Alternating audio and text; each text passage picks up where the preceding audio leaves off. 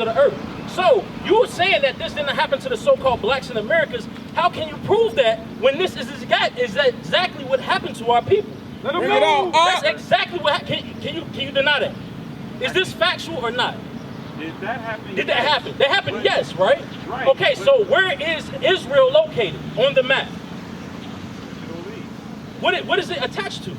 Africa. Okay. So why do you think that? Give me Luke chapter 21. No, wait, verse 20. One second, I can't get that. Wait. Hold on, stay right there. Yes, sir. Wait. 1 second. You're gonna get yours, but you just made a statement that's not true, and I got to make sure I point that out. Okay, go ahead. Because you said he asked, where on the earth is Israel? Like, what continent is that on? And you said what? There's no such thing as the Middle East. That thing wasn't. Let me explain. Break it out. Let me explain. You got your smartphone in your hand. Just because you want me to get the KJV. I'm explaining. But so the point is you can verify what I'm saying. Right. You can go right on there and verify it. There's no such thing as the Middle East. That was invented in the 1800s. Let me explain. Right. No, I'm saying that's fine. Like, Okay, I understand. I'm explaining it to you. You know what I'm saying? We in our vernacular, we Yeah. say Middle East. I know, That's but all. I'm just correcting that so that way that's cool. there's a reason that you was given that terminology, the Middle East. Right. And I'm showing it to you, right? So if you look at the history, that wasn't until after they built the Suez Canal, which cut off Israel from the rest of Africa. Israel is on the continent of Africa. Get out. They separated it when they built the Suez Canal and called the other side Middle East. That's That's history. You can look that up. That is not some. I just want to make sure, but Right. I'm telling you this for a reason, right? The reason is why. Because we have to start erasing the lies that they tell us. They tell us things to throw us off the scent of what is the truth. Just like they give us all these different versions of the Bible. Why? It's a reason for that. It's a reason why they creating different versions. I don't want to, because that'll take it down a whole nother level. And Exactly. we can talk about how this is a better translation and all that. No, I'm not saying that one is better than the other. Right, that's what I'm one saying. is more accurate and the other ones are less accurate. That's right. That's Give me the right. Bible dictionary. Give me the Bible dictionary. But wait. So the the reason why I brought that out is because the KJV, I'm going to the KJV, it says, and it shall come to pass that as the Lord rejoiced over you. What verse? That's not the KJV. What you said? That's what verse? KJV. What verse? King James. This I thought it was in 63. Oh, 63. Go ahead. Yes. It says, and it shall come to pass that as the Lord rejoiced over you to do good and to multiply you, so the Lord rejoiced over you to destroy you and bring you back to naught, or bring you to naught. And ye shall be plucked from off the land whither thou goest to possess. And what land is that? That's Israel. Exactly. They did not come Now from read the next Israel. verse. Read the next verse. How? They didn't. Read the next verse. Read the next verse. Come on. Verse 63. Read it for him. Read that. And the Come on. Lord shall scatter thee Luke, among Deuteronomy, the people. chapter 28, He got you. verse 63. 64. Come on. 64. 63. And the Lord shall scatter thee among all people. So wait a minute. This is the continuation of what you was just reading in 63, right? He said he's going to come to the point he's going to scatter you. How were they scattered historically?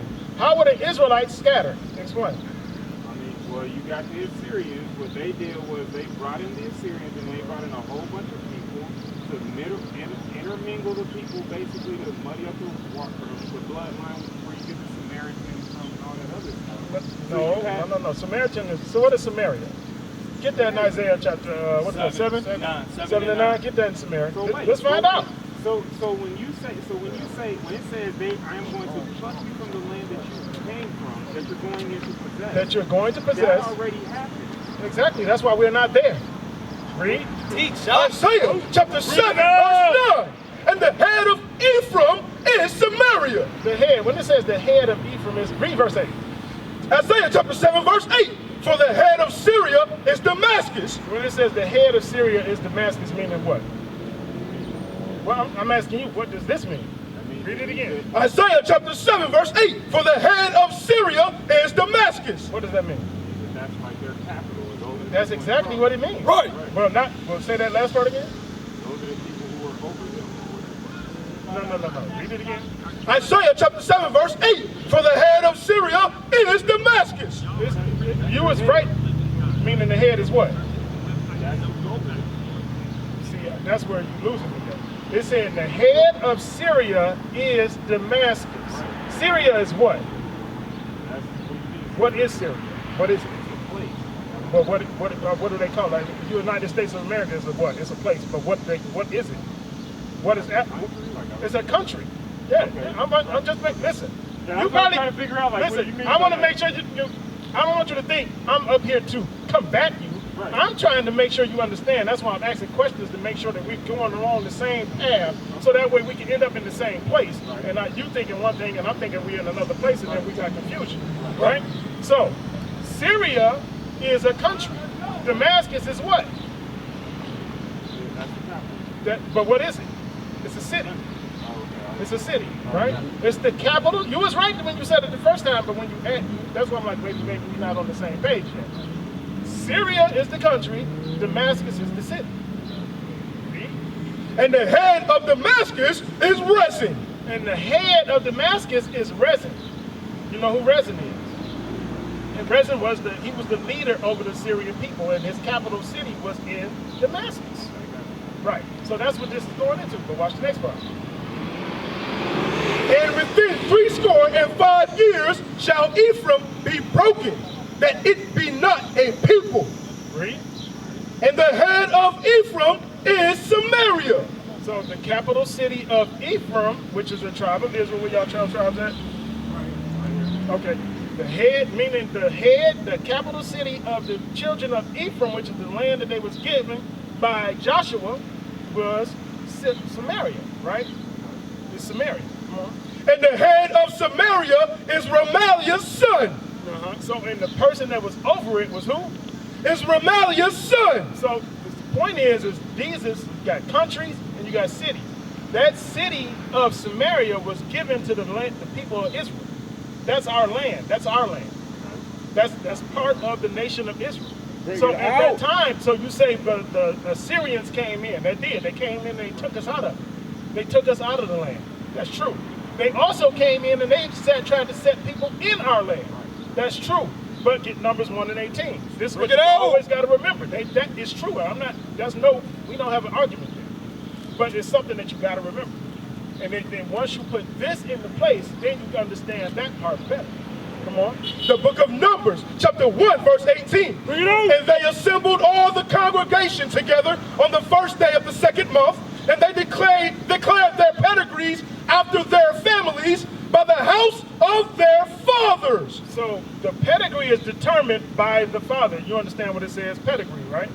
Meaning that's your lineage. That's your bloodline lineage is determined by the father. Right. So even if you say you have an Israelite woman, right?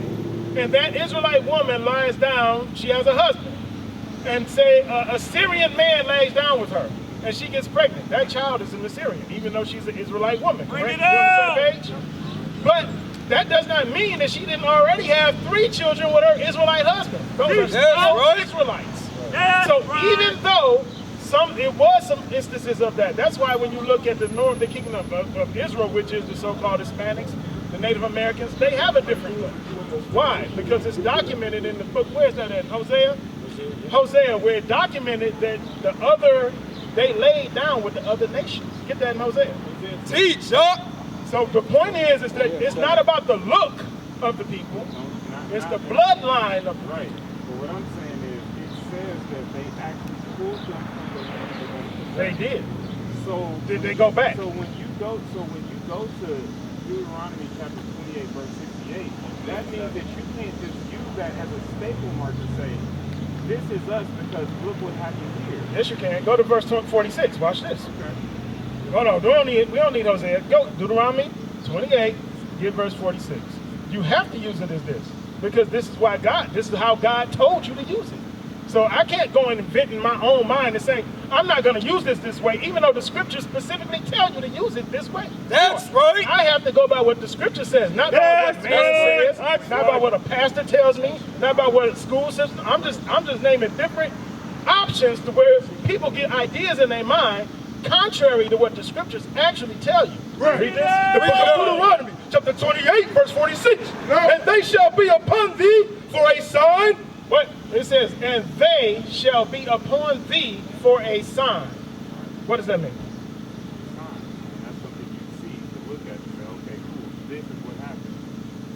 Okay, let me ask you a question. That's a stop sign that signifies Exactly. to stop.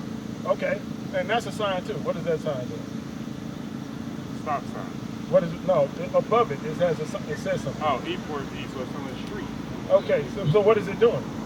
Telling me what street this is. So it identifies. Right. Without the sign, you can't identify. If you're not from here, I'm not from here. I'm from Michigan. If I'm looking for this corner, this specific corner, and I don't have a GPS and there are no signs, would it be extremely difficult for me to find this? Bring it out. But that's what the scripture's telling you. He's telling you that he put, and now, so I want you to read that again. Read it again. I want you to explain this next part in the same scripture. Chapter 28, verse 46. And They. It says, and they. So watch this. I want you to focus on the they, because that's what my question is going to be on. shall be upon thee for a sign. What's the they?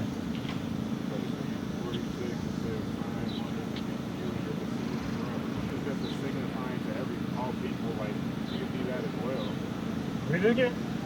And they shall be upon thee for a sign. It says, and they will be upon you the sign. for a sign. Right, I'm sorry, yeah, the sign. So what is the they? Okay, no, that's not right. So what is the they though? The sign. Talking about What? No, it says they shall. Listen, we gotta. This is one thing we gotta make sure we listen to the whole scripture so we can get all of what it's saying. Right. Read it again. Verse 46. And they shall be upon thee for a sign. And they shall, meaning shall means what? It's going to happen. It's not happening right now, but it's going to happen in the future. It says, and they shall be upon thee for a sign. Let them know. That's exactly what it means. These curses. Okay, but I didn't get that. I So was saying what was happening, so the curses that they're naming in here. those would be what? A sign for you to what? Deuteronomy 28. And let's finish. What they for though? Let me finish the scripture.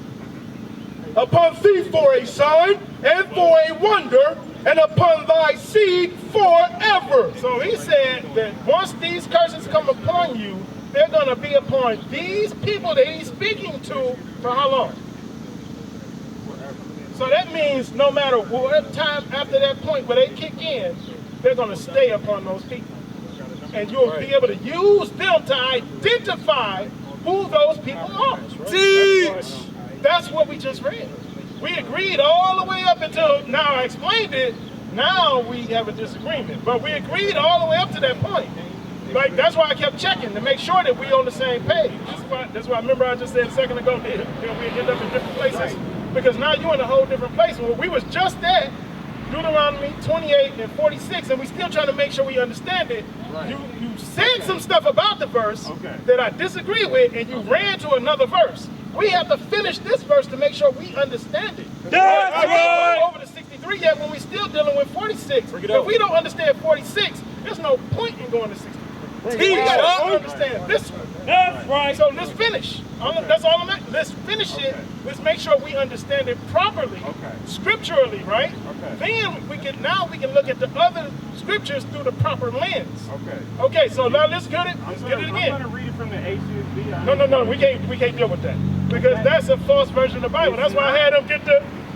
I can't say it. Historically, I have history on my side to help you say that.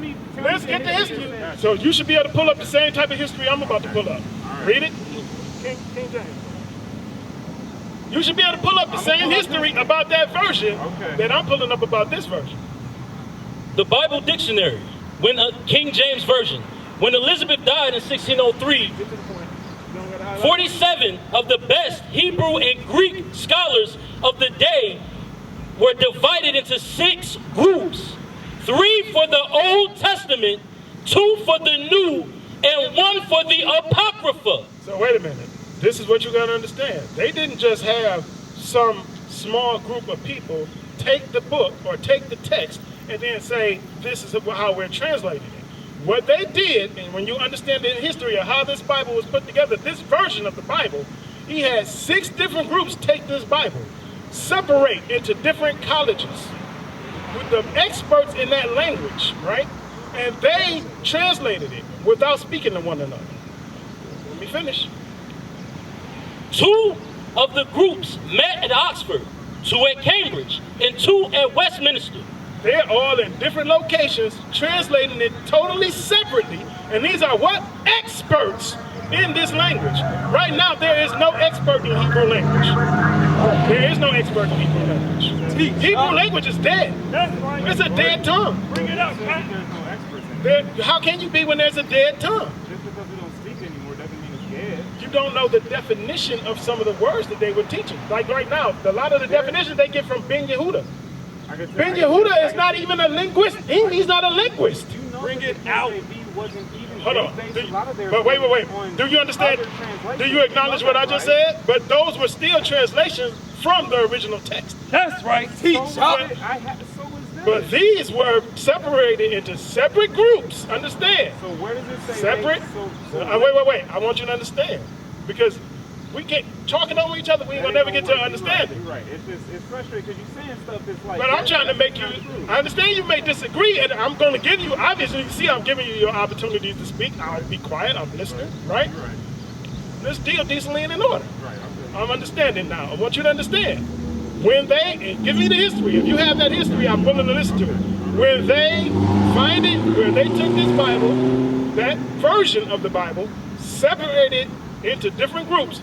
Remember, and now you also find where that Hebrew language is not a dead language.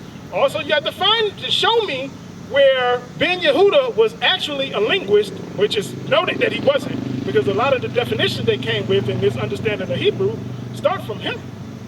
Bring it out. He was not a linguist. Find me where he's a linguist and show that, because you would have to prove that. But if this time, these were 47 of the top scholars in these languages at that time. Separated into separate groups, in separate locations. And all, they translated the Bible separately, then came back to make sure that they had the right understandings against one another. Watch this. When a group had completed its task, its work was submitted to 12 men, 2 from each panel. Final differences of opinion were settled at a general meeting of each company. So when it was an issue where they had an issue with what they came up with, well, okay, we translated that this way. Okay, well, we translated that this way. Then they met to try to figure out how did they come up with different translations of the same thing. So they tried to hammer it out to make sure that it was the right thing. And when you read into the preface of the Bible, it tells you about certain things like the italics. Like this is there because this is the way they came up with how to try to make sense of this. Right, exactly, because they're trying to make sense of it. But these are experts of the time. So the point is, this version of the Bible has been the most meticulously translated version ever. Okay. So Bruce Nestor, he's a scholar. Okay. And he would thoroughly disagree with you. So now watch this. So here's the thing. Go ahead. He got together with a group of scholars, and they did the same thing that Bible is saying. But you want to know what they did different? But wait, go ahead. You can't dismiss those scholars, but then take these scholars because you read it out of that Zondervan book. Right. That would be dishonest. Right. Because you have literally now where I say we have 53, I just looked it up, we have 100 manuscripts. So when you're arguing and saying this is a funny book because of what Zondervan said, which he didn't ever say that this is a funny book. No, I didn't say he said that. I didn't say that. That's what I said. Oh, okay. I'm saying you gave me your own opinion. Yeah, I did. You didn't give me Yeah, I did. You said your opinion. So you can't look at this and say, well, this is just a funny book because this Zondervan says that this is a So the person that you said, think about this. I agree. I agree with you. But this is where I disagree. Who is the person that you said, what was his name? Mesker? Bruce Mesker. Who is he? He's a scholar. Who is he? I mean, I'm saying. He's a man who does scholarly work in the Bible. He's like, I want to say he was a professor somewhere. Where? I'll look it up. Let me look it up. So since we're quoting, let me go ahead and look it up. I don't have no issue with that. You got what I want? Yes, sir. Let's watch this. The book of Amos, chapter 2, verse 11. Bring it on. And I raised up of your sons for prophets, and of your young men for Nazarites. So I want you to read from verse 1. Amos, chapter 2, verse 1. Thus saith the Lord. Go ahead. Thus saith the Lord, for 3 transgressions of... I mean 1 and 1. Let me just 1 and 1. Start there. The book of Amos, chapter 1, verse 1. The words of Amos, who was among the herdmen of Tekoa, which he saw concerning Israel in the days of Uzziah, king of Judah. So everything he's writing is concerning Israel, right? This is what this book is telling you. He's writing this concerning Israel. You don't agree with that? Read it. The words of Amos, who was among the herdmen of Tekoa, which he saw concerning Israel. So he's saying the words he wrote, this is concerning who? I'm asking you. Israel. That's what I'm saying. I'm saying this book that he wrote, and this is all a letter, and he's writing it concerning Israel. Read it out. I'm not saying anything more than that. Okay, I was afraid. No. You feel like this is just for Israel. I was about to be like, wait. No, I haven't even got down that lane yet. I'm just saying, all I'm saying is that he wrote this. Yeah, that's what it says. And what he's writing about, the subject matter is Israel. Right, that's all I'm saying. Right. Okay, now go to the other one. Amos chapter 2, verse 11. And I raised up of your sons. Who is the your sons? Exactly. 4 prophets. Who are the prophets? And of your young men for Nazarites. So we have to understand that the people, the prophets, the ones that wrote this Bible were who? Israelites. That's right. The Most High did not. Now you got to get that. Hold the Psalms. Get that for me. And what I want. Hold on. Let me get this. And I'm gonna get you. I'm just gonna get my scripture that I want. So let me get that. I haven't used that in so long. He only dealt with 147, 19, 20, right? I ain't touched that in so long. Hold that. Now you go. Okay, so when you said that this is who he's dealing with, and he said that, look, I'm doing this concerning, that passage right there is he's actually rebuking Israel because he said, look, I gave you prophets, and y'all said, look, we don't want to hear that. I gave you Nazarites, and you made them drink wine. So was it concerning Israel? Absolutely. But that has nothing to do with Bruce Nestor and scholars. I'm gonna show you how it does. Translating scripture. I will show you how. And we don't know if Luke was. I'm sorry. Say Luke? Let me not go into rabbit trails. My bad. Okay. Well, I'll hear Psalm 147. Okay, well, I got something before that, but I wanted to make sure that you got your point. So before we get to that, I want to stay in the same book of Amos. Stay in Amos. Now let me get 3 in 1. Bring it out! Because you said that, and I agree with you. I want to make sure you understand. What you said was true. Mostly when you read in the Old Testament, it's a rebuke. Because we continuously went off. As a people, we continuously went off. And he continued to send prophets to try to get us back on track. But you got to understand this. The book of Amos, chapter 3, verse 1. Hear this word that the Lord hath spoken against you, O children of Israel, against the whole family which I brought up from the land of Egypt, saying, you only have I known of all the families of the earth. Therefore, I will punish you for all your iniquities. Explain that. He's saying that he only knew them because he was the Israelites were the chosen people. That's right. You said so he only knew them? So that means he wasn't dealing with other nations. What I mean dealing with, I'm talking about as his people. Right. You could come into the nation of Israel. You got to show me that scripture. I'm sorry, you got to show me that scripture. Exodus chapter 12, 49, if you want to, he said it so eloquently, if you want to read from Exodus. So you're trying to tell me, because remember, I want to make sure we're clear. What is Israel? What is Israel? What is that? Like the people, what are they? They are the people of Abraham, Isaac, and Jacob. But what are they? What are they as a group? What are they? Okay, well, maybe my question my question might, as I'm listening, my question might be a little broad. Let me narrow it a little bit. Okay. And matter of fact, I won't even ask a question. I'll make a statement. Okay, I'll do all that. right, cool. How about that? Israel is a nation, it's a nationality. Okay. It's not a religion. It's not a belief system. It's a nationality that you have to be, like you said, from Abraham, you have to be born into. That's right. Same, so just like so-called Chinese, because that's not their biblical name. But I'll use the so-called Chinese. The so-called Chinese is what? It's a nationality. You have to be born into it. You cannot join it.